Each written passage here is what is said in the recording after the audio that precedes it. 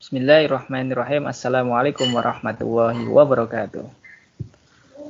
Baik, kita kembali berjumpa dalam video pembelajaran metodologi penelitian. Kali ini kita akan membahas tentang rancangan penelitian. Jadi rancangan penelitian ini merupakan bagian dari akhir dari pembahasan kita mengenai metodologi penelitian, di mana rancangan ini menjadi salah satu bagian yang sangat penting dalam sebuah penelitian. Karena di dalam rancangan ini akan kita susun, kita rencanakan langkah-langkah ataupun prosedur-prosedur apa yang akan kita lakukan selama penelitian ini. Nah, rancangan penelitian menurut artinya secara luas itu bahwa semua proses dalam perencanaan dan pelaksanaan penelitian. Jadi di dalam rancangan ini semua proses perencanaan maupun pelaksanaan penelitian itu akan dicantumkan di dalam rancangan ini.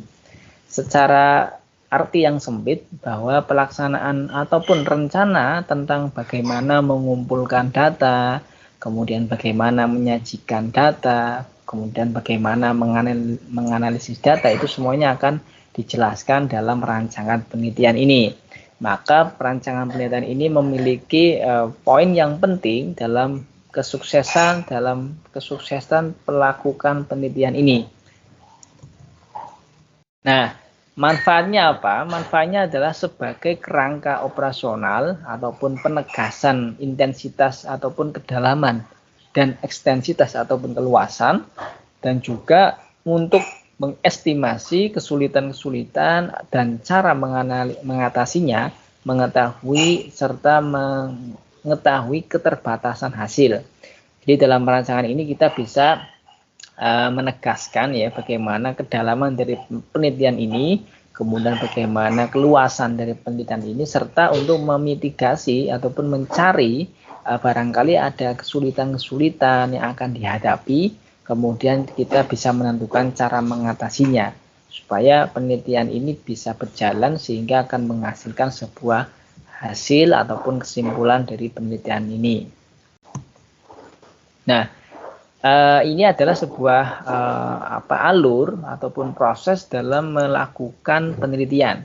Ini secara gamblang proses perancangan dari sebuah penelitian. Diawali dengan pertama itu adalah memilih masalah penelitian. Jadi langkah pertama itu adalah kita memilih masalah penelitian. Nah, masalah penelitian ini kita dapat melihat dari berbagai cara ya. Kita bisa mengamati di lingkungan sekitar kita. Kita membaca berita ya, kita mengalami sebuah kejadian, fenomena, melihat fenomena di sebuah wilayah, kemudian melihat informasi di internet dan sebagainya. Itu masalah-masalah yang mungkin akan kita temui dari berbagai macam sektor, berbagai macam tempat. Nah, kemudian Anda bisa memilih masalah mana yang kira-kira menarik buat Anda, sesuai dengan Anda, kemudian ini layak dan cocok untuk bisa dilakukan penelitian. Nah, tentunya di dalam masalah ini tentu disertai dengan yang namanya latar belakang. Jadi, Anda memilih masalah tersebut, itu latar belakangnya apa? Kalau misalkan Anda memilih masalah mengenai hasil dari minat baca, orang membaca koran ya ataupun media cetak, itu Anda merasa bahwa sekarang orang-orang untuk membaca media cetak itu jarang karena sudah ada media online, sudah ada gadget, kemudian internet, ya website, sehingga orang-orang cenderung lebih memilih membaca di laman-laman online. Nah, ini yang membuat Anda memilih itu, mungkin latar belakangnya adalah Anda melihat banyak pedagang-pedagang koran yang sekarang tidak laku. Kemudian para perusahaan-perusahaan media cetak itu juga sudah mulai redup dalam mencetak berita-berita, mencetak koran secara cetak ya, cetakan koran. Jadi ini Anda bisa melatar belakangi itu. Nah, kemudian Anda memilih masalah tersebut. Nah, setelah Anda memilih, kemudian Anda melakukan studi pendahuluan. Jadi apakah benar pandangan Anda mengenai hal tersebut ya? Anda melalui studi pendahuluan, Anda mencari referensi apakah penjualan dari koran cetak itu menurun, kemudian melihat dari perusahaan-perusahaan ya, kantor-kantor berita yang sudah mungkin terkenal, kita lihat apakah kuantitas nyetak korannya itu menurun, melihat pedagang-pedagang ya dan sebagainya. Anda bisa melihat dari hasil-hasil penelitian orang lain juga bisa dilakukan untuk melakukan studi pendahuluan. Setelah itu, setelah studi pendahuluan Anda ketahui ternyata memang benar ini sangat menarik, kemudian bisa dilakukan penelitian, maka Anda merumuskan masalah.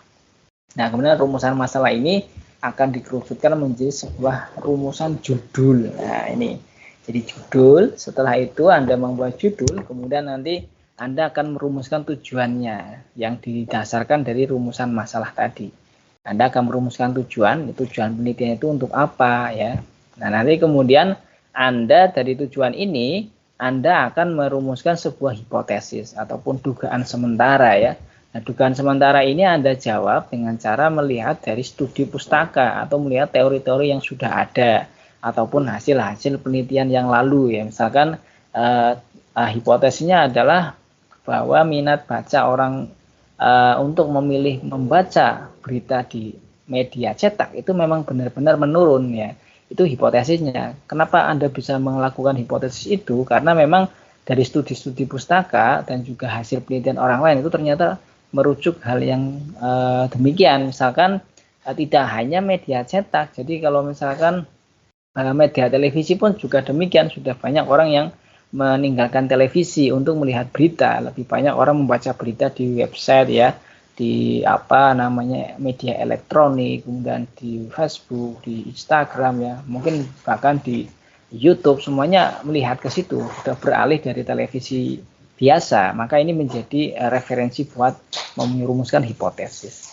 Nah, setelah Anda menyusun hipotesis, kemudian Anda memilih pendekatan metode penelitiannya. Ya, memiliki pendekatannya apa? Kualitatif kah, kuantitatif kah, dan sebagainya. Kemudian setelah itu Anda tentukan variabelnya. Ya, variabelnya itu apa saja? Tadi misalkan penurunan minat baca dan sebagainya. Kemudian Anda menentukan sumber data. Data akan diambil dari mana, lokasinya, kemudian datanya berupa data apa ya, data primer, apakah data sekunder, kemudian nanti caranya bagaimana kita tentukan di situ. Kemudian kita menentukan dan menyusun instrumen. Nah, ini kita menyusun instrumen, apakah kita melalui angket, kuesioner, apakah wawancara, kemudian apakah studi pustaka saja ataupun hanya observasi. Ini Anda tentukan, sesuaikan dengan topik yang Anda akan teliti. Setelah itu Anda menyusun instrumen dan menentukannya, Anda mengumpulkan data. Anda kalau misalkan wawancara, maka Anda harus menyusun daftar pertanyaan. Jika wawancaranya terstruktur ya, Anda harus menghubungi orang yang akan diwawancara, membuat jadwal, membuat janjian dan sebagainya. Kemudian misalkan Anda membuat kuesioner, maka Anda siapkan kuesionernya, Anda lakukan uji coba dulu, validitas ya. Kemudian Anda bisa menguji coba, kemudian Anda menyebarkan kepada responden. Atau bahkan Anda hanya studi literatur, Anda mencari berita-berita, mencari studi penelitian orang lain ya, buku-buku, berita, itu Anda bisa cari di mana saja sesuai dengan teknik yang Anda pilih. Kemudian setelah data itu terkumpulkan, akan dianalisis data itu. Ya, kita analisis sesuai dengan analisis data kita ya, mau kita gunakan pakai uji statistik ataupun tidak. Kemudian setelah dianalisis data itu menjadi sebuah nilai ataupun skor di dalam statistik, dan nanti dari skor itu akan kita interpretasikan, akan kita simpulkan dari hasil itu. Nah, kita simpulkan bagaimana kesimpulannya, kita tarik kesimpulan, di mana kesimpulan itu akan menjawab dari hipotesis itu. Kemudian di dalam kesimpulan itu juga Anda harus mencantumkan bahwa di kesimpulan itu membutuhkan ya tindak lanjut penelitian, tindak lanjut ataupun penelitian lanjutan supaya hasil penelitiannya itu lebih lengkap di lain waktu kan, seperti itu. Kemudian dari setelah Anda membuat kesimpulan, maka tugas terakhir adalah menulis laporan. Jadi terakhir adalah menulis laporan dari latar belakang hingga kesimpulan Anda tulis dalam sebuah laporan yang lengkap. Nah, ini adalah alur dan juga proses dari sebuah penelitian, di mana alurnya itu dari hal yang paling pertama yaitu mencari latar belakang, mencari masalah, kemudian Anda akan menghasilkan sebuah kesimpulan. Nah, ini semua ini Anda bisa tuangkan dalam sebuah rancangan ya, rancangan penelitian, atau Anda bisa dikatakan sebagai rencana awal yang akan Anda lakukan dalam sebuah penelitian. Nah, di dalam rancangan ini ada perencanaan ya. Tadi sudah kita jelaskan, perencanaan ini Anda akan memuat judul, kemudian latar belakang, rumusan masalah, tujuan dan manfaat, kemudian studi pustaka, hipotesis, kerangka berpikir, dan variabel penelitian. Ini Anda harus mencantumkan di situ ya, apa saja yang harus Anda siapkan. Kemudian di dalam pelaksanaan itu, nanti dari rancangan ini Anda nanti akan melakukan rancangan ini berupa observasi, kemudian bisa menggunakan instrumen, kemudian akan pengukuran, melakukan analisis dan penarikan kesimpulan. Jadi di dalam rancangan ini akan ada proses perencanaan dan proses pelaksanaan. Nah, ini kita akan bahas coba satu persatu secara ringkas ya. Jadi di dalam latar belakang, walaupun tadi sudah kita jelaskan di awal secara ringkas, ini bahwa di latar belakang itu berupa informasi sehubungan dengan timbulnya masalah penelitian. Jadi latar belakang kok terjadinya masalah itu apa, kita ungkapkan di situ. Kemudian alasan mengapa masalah itu penting untuk diteliti. Jadi setelah Anda mengemukakan latar belakang masalah itu timbul, Anda harus mengungkapkan juga mengapa kok masalah ini perlu diteliti, seberapa penting. Mungkin apakah belum pernah ada yang meneliti tentang ini, ataupun ini menyangkut harkat martabat ya orang misalkan, ataupun wilayah, ataupun untuk kesejahteraan masyarakat, ataupun untuk keselamatan bangsa dan keselamatan wilayah, itu bisa Anda ungkapkan di sini. Gapnya di mana dengan peneliti-peneliti terdahulu misalkan, itu sudah ada ya. Kemudian masalah didukung oleh faktor empiris, misalkan pemikiran-pemikiran induktif ya, sehingga jelas memang ada masalah yang perlu diteliti. Jadi di samping itu kita harus memiliki data dukung faktor empiris, artinya sudah pernah ada peneliti-peneliti sebelumnya ataupun peneliti-peneliti yang sejenis dan ini bisa dilakukan, maka ini baru penelitian yang akan kita lakukan itu bisa dikategorikan sebagai penelitian yang jelas, sehingga memang perlu dilakukan penelitian. Nah, di dalam latar belakang ini juga harus ditunjukkan letak masalah yang akan diteliti dalam konteks teori ya, pemikiran deduktif ataupun permasalahan lebih luas, serta peranan penelitian tersebut dalam pemecahan masalah yang lebih luas. Jadi Anda juga harus mengungkapkan bahwa di dalam latar belakang ini peranan ya, pemecahan masalah ini ya, dalam penelitian ini akan memecahkan masalah ini. Jadi artinya penelitian ini penting dilakukan, karena dengan melakukan penelitian ini masalah-masalah tersebut dapat terpecahkan, dapat ditanggulangi misalkan, ataupun dapat meminimalisir resiko-risiko yang muncul jika masalah ini tidak segera diselesaikan. Ini Anda ungkapkan dalam sebuah latar belakang. Nah, kemudian ketika latar belakang sudah muncul, Anda memilih masalah. Nah, timbulnya masalah tadi ada banyaknya tantangan, halangan ya. Kemudian ada ambiguitas, kesangsian, fenomena, gap, dan sebagainya. Anda bisa memilih itu. Kemudian sumber masalah bisa dari bacaan, dari koran ya, dari pertemuan ilmiah, seminar ya, ataupun pernyataan dari pejabat publik, ataupun fenomena yang Anda lihat di televisi, lihat secara sendiri, ataupun Anda melakukan ataupun Anda merasakan kesusahan dalam mengakses layanan publik, itu semuanya bisa Anda dapat masalah itu bersumber dari mana. Nah, kemudian bagaimanakah masalah itu yang baik? Kan tentu tidak semua masalah itu perlu diteliti dan penting untuk diteliti kan. Anda harus memilih dengan baik ya masalah yang perlu Anda pilih. Misalkan memiliki nilai penelitian yang asli ya. Jadi Anda memiliki nilai penelitian. Jadi kalau misalkan ada masalah yang perlu, wah ini kayaknya memiliki nilai penelitian. Ya, ini berarti itu baik penelitian itu.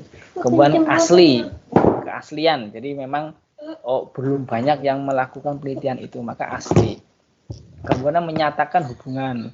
Jadi ada hubungannya dengan variabel atau faktor-faktor lain ya, yang mungkin bisa dikaitkan. Kemudian urgent ya, ini harus segera, kalau enggak nanti berbahaya misalkan, dapat diuji atau dapat dinyatakan dalam variabel yang dapat diukur. Tentu di dalam masalah ini juga penting untuk memasukkannya ataupun dinyatakan dalam variabel yang dapat diukur ya. Tentu harus dapat diukur. Kalau misalkan Anda menguji tentang tingkat keimanan seseorang. Nah, kira-kira tingkat keimanan seseorang itu diukur dengan apa? Nah, itu bisakah diukur? Nah, kalaupun itu bisa, ya maka itu layak untuk diuji, layak untuk diteliti. Tapi kalau misalkan itu agak sulit untuk dilakukan penelitian, jadi kalau misalkan kita ingin meneliti tentang masalah yang agak sulit dijangkau oleh indera kita, yaitu nanti tidak bisa diukur. Nah, ini tentu akan menjadi kesulitan, maka itu tidak layak untuk dijadikan masalah yang akan kita teliti. Kemudian biasanya dinyatakan dalam bentuk pertanyaan. Jadi pertanyaan ya masalahnya.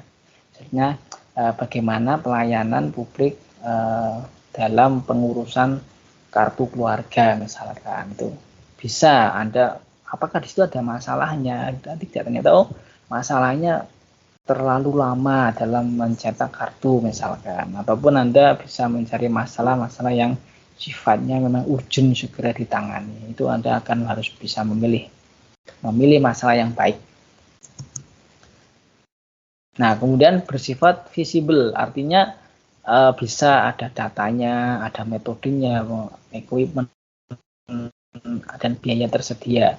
Masalah menarik dan sesuai dengan kualifikasi ilmiah peneliti. Jadi artinya di samping itu masalah ini harus visible, artinya bisa dilakukan ya. Kira-kira bisa nggak data itu dicari, kemudian apakah ada metode yang cocok, kemudian peralatannya bagaimana, bisakah peralatan-peralatan itu menjangkau, kemudian biayanya tersedia apa tidak ya, kemudian masalah itu menarik dan juga tentu sesuai dengan kualifikasi ilmiah peneliti. Jadi kalau memang kita misalkan sebagai orang yang ada di dunia penyiaran katakanlah ya, di dunia penyiaran, maka ya sesuai dengan kualifikasi ilmiah peneliti ya penyiaran, jangan meneliti tentang ekonomi ataupun meneliti tentang sosial keagamaan ataupun budaya, itu kan jauh dari penyiaran. Mungkin bisa dengan keagamaan, dengan dakwah ya, dakwah melalui penyiaran radio, penyiaran televisi itu bisa saja, tapi harus sesuai dengan kualifikasi, karena ini akan menjadi bagian penting dari hasilnya. Ketika sebuah penelitian yang dihasilkan dari orang yang tidak memiliki kualifikasi yang ilmiah di dalam bidang itu, maka hasil penelitian itu akan diragukan hasilnya. Nah, kemudian kita akan merumuskan masalah. Nah, setelah tadi mengidentifikasi masalah ya, di mana identifikasi itu kita tadi bisa sumber masalahnya dari pertemuan ilmiah dan lain sebagainya. Kemudian kita memilih masalah kita yang akan kita teliti, apakah masalah ini penting, apakah sesuai dengan peneliti apa tidak kan gitu. Misalkan kemudian yang ketiga merumuskan masalah. Jadi dalam merumuskan masalah itu bisa berupa pertanyaan ataupun pernyataan. Nah, dalam merumuskan masalah ini, cara merumuskan masalah pertama berupa pertanyaan atau pernyataan, gitu. Kemudian yang kedua, rumusan harus jelas, kemudian berimplikasi adanya data, kemudian dasar membuat hipotesis dan juga dasar menerapkan judul. Jadi dalam merumuskan masalah ini penting sekali karena ini menjadi dasar untuk membuat hipotesis, dasar untuk menetapkan judul itu sebagaimana, kemudian juga yang berakibat pada pencarian data. Kalau Anda tadi meneliti tentang turunnya minat baca masyarakat terhadap koran ataupun media cetak, nah itu sebuah masalah, maka Anda itu harus benar-benar memilih ya, merumuskan masalah itu. Misalkan masalah itu mungkin kita melihat pengaruhnya ya dari penurunan itu, misalkan pengaruh dari media-media elektronik ya, media-media berita elektronik terhadap minat baca masyarakat pada media cetak, misalkan gitu. Jadi itu sebuah masalah. Jadi adanya media-media elektronik ya, media televisi, media online ya, berita-berita online itu membuat minat baca orang-orang itu menurun, membaca koran koran cetak ya, atau media cetak itu menurun. Nah, ini sebuah masalah. Nah, ini Anda bisa merumuskan itu dalam bentuk pertanyaan. Kemudian jenis perumusannya masalah untuk mengetahui status atau mendeskripsikan sebuah fenomena, bagaimana pengaruh media elektronik terhadap minat baca media cetak misalkan. Ataupun masalah untuk membandingkan dua atau lebih fenomena. Jadi membandingkan misalkan mayoritas ya ataupun minat baca masyarakat, bagaimana minat baca masyarakat antara media cetak dengan media elektronik misalkan seperti itu. Ataupun masalah untuk mencari hubungan antara dua fenomena, misalkan fenomena itu misalkan fenomena adanya pandemi COVID-19 misalkan terhadap fenomena turunnya minat baca masyarakat pada media cetak, nah misalkan seperti itu. Jadi karena di fenomena COVID itu kita dilarang untuk bepergian, kemudian saling bersalaman ya, mengurangi intensitas untuk berkontak, sehingga orang-orang banyak membaca elektronik, sehingga media cetak, koran-koran media cetak itu menurun peminatnya. Nah, ini bisa membandingkan kedua fenomena ini kan. Kemudian contoh perumusan masalah. Nah, misalkan begini, apakah produksi padi akan bertambah jika dipupuk dengan urea misalkan? Atau bukan apakah minat baca masyarakat pada media cetak itu bertambah jika harga media cetak itu turun misalkan, ataupun harga lebih murah, ataupun apakah ada hubungan antara intensitas cahaya dengan diameter bunga mawar. Nah, misalkan intensitas cahaya terhadap bunga mawar. Atau bisa juga kita meneliti apakah ada hubungan antara pandemi COVID-19 dengan minat baca masyarakat pada media cetak. Nah, itu kan bisa diteliti. Itu adalah contoh perumusan masalah untuk melihat poin yang harus kita teliti. Kemudian setelah kita merumuskan masalah, kita rumuskan tujuan. Jadi tujuan ini adalah tujuan penelitian dinyatakan dengan kalimat pernyataan. Jadi kalau misalkan tadi tujuannya adalah apakah ada hubungan antara pandemi COVID dengan minat baca media cetak, maka tujuannya adalah untuk mengetahui pengaruh pandemi COVID-19 dengan minat baca media cetak. Nah, itu artinya tujuan itu dengan kalimat pernyataan. Tujuan harus lebih spesifik, konkret dibandingkan perumusan masalah yang masih bersifat abstrak. Karena berupa pertanyaan, ya perumusan masalah, maka itu bersifat abstrak. Sedangkan tujuan itu harus sifatnya spesifik, sudah berupa kalimat yang konkret. Nah, kemudian selanjutnya adalah melakukan tinjauan pustaka. Tinjauan pustaka ini untuk mencari referensi teori-teori ya, penelitian-penelitian terdahulu. Yang utama adalah keprimeran data kebaruan, bukan jumlah. Jadi yang penting itu kebaruannya, bukan jumlahnya. Jadi kalau memang banyak yang penelitian-penelitian yang baru, yang update, yang masih hangat itu jauh lebih utama ya. Tidak perlu jumlahnya yang banyak, yang penting ada dan itu sudah up to date. Tidak hanya mengutip tetapi mengulas. Jadi tidak boleh mengutip saja. Jadi kita hanya mengutip hasil-hasil penelitian orang lain, kemudian kita kutip, kemudian buku-buku kita kutip saja, tapi tidak ada ulasan. Jadi kita mengulas ya. Jadi misalkan hasil penelitian orang lain ya, kemudian hasilnya bagaimana ya.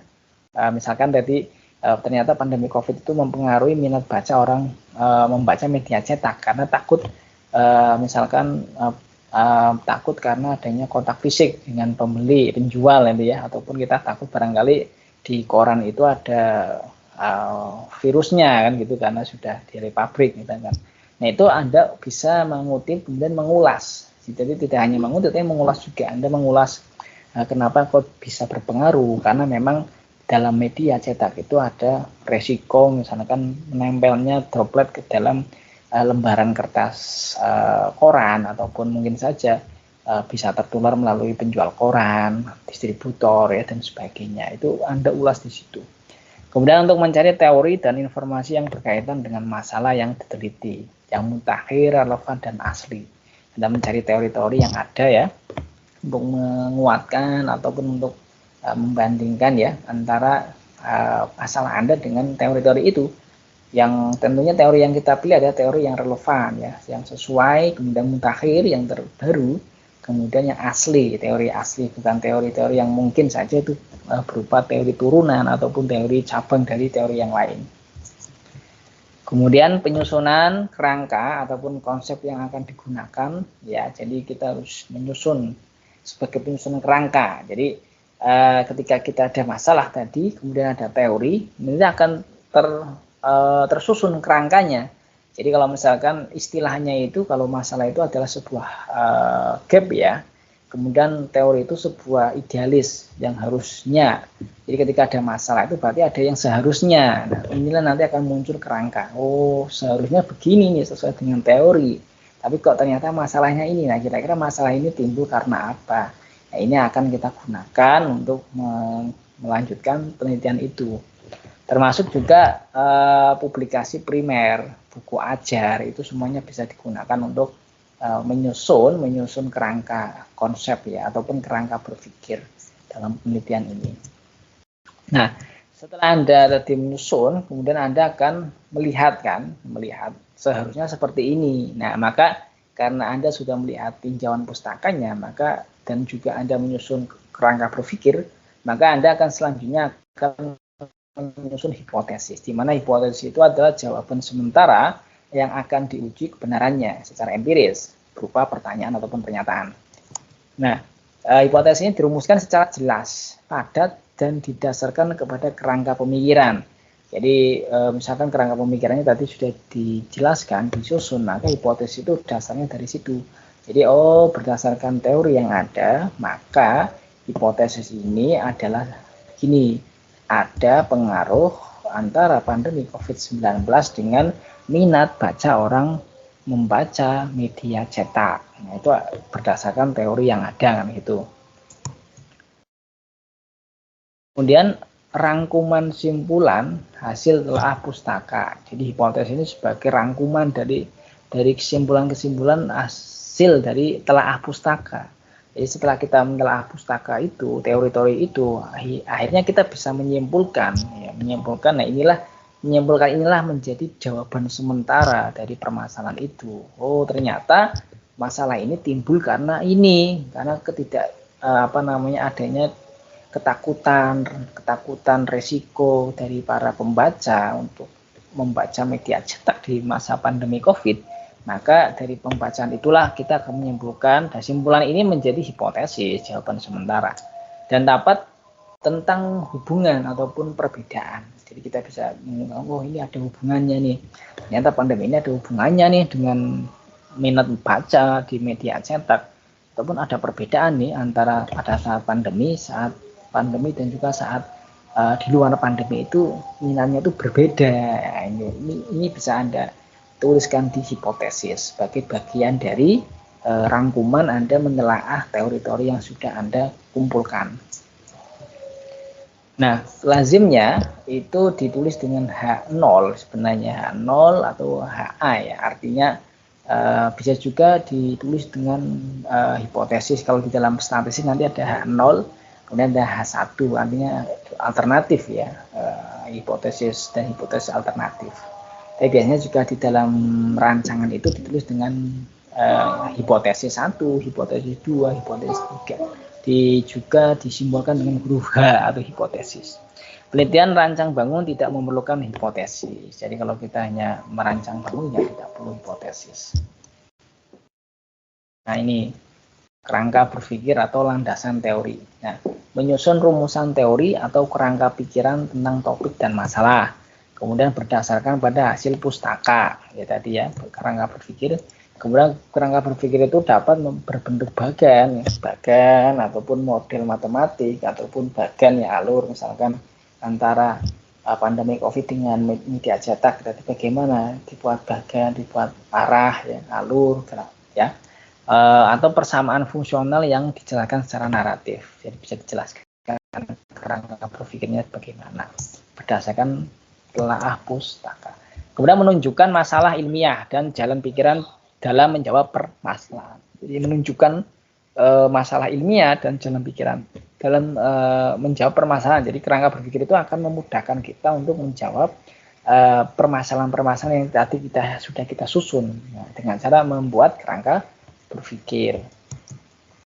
Nah, kemudian metode penelitian. Nah, pertama di dalam metode penelitian ini kita menentukan variabelnya. Jadi variabel ini kan nanti ada variabel bebas dan variabel dependen. Kalau dalam contoh kita tadi, variabel bebasnya itu adalah pandemi COVID-19. Kemudian pada variabel dependen itu adalah minat baca masyarakat menggunakan media cetak. Nah, itu variabel dependennya atau variabel terikat. Nah, kalau Anda ingin lebih dari satu variabel, maka mungkin variabel bebasnya ditambah satu. Ya, misalkan pandemi COVID-19 dan juga sebelum pandemi COVID-19. Bagaimana? Kemudian setelah variabel ditentukan, membuat instrumen penelitian. Karena di dalam membuat instrumen ini, variabel sangat menentukan, ya, tergantung variabelnya. Maka tentu instrumennya juga akan menyesuaikan. Ya. Jadi apakah menggunakan metode wawancara, instrumen, ataupun kuesioner, ataupun checklist. Kemudian merancang penelitian, ya, perancangannya tadi seperti ini, ya, kita buat susun rencananya, kemudian kita tentukan sampelnya siapa saja, ya, populasinya siapa, kemudian sampelnya berapa, tempatnya di mana, kita susun juga. Kemudian pengumpulan data, kita kumpulkan datanya, bisa pengamatan langsung ataupun kuesioner dan sebagainya, sudah kita pernah jelaskan pada beberapa video pembelajaran sebelumnya. Kemudian yang terakhir ada analisis data, di mana di analisis data itu nanti akan kita gunakan pakai statistik ataupun non statistik. Nah, ini adalah metode penelitiannya. Nah, ini adalah akhir dari penjelasan kita mengenai rancangan penelitian. Jadi dalam rancangan penelitian itu semacam proposal penelitian. Jadi Anda menyusun dari latar belakang, kemudian hasil penelitian terdahulu, perumusan masalah, ya, kemudian hipotesis, tinjauan pustaka, kemudian ada kerangka berpikir dan metodologi penelitian, semuanya Anda uraikan di situ sebuah rancangan ataupun proposal penelitian, di mana rancangan ini akan menjadi dasar kita untuk melakukan penelitian, melakukan rencana penelitian dan melaksanakan penelitian. Baik, demikian penjelasan dari saya, mudah-mudahan dapat dipahami. Kita akan kembali lagi pada video-video pembelajaran berikutnya. Terima kasih. Assalamualaikum warahmatullahi wabarakatuh.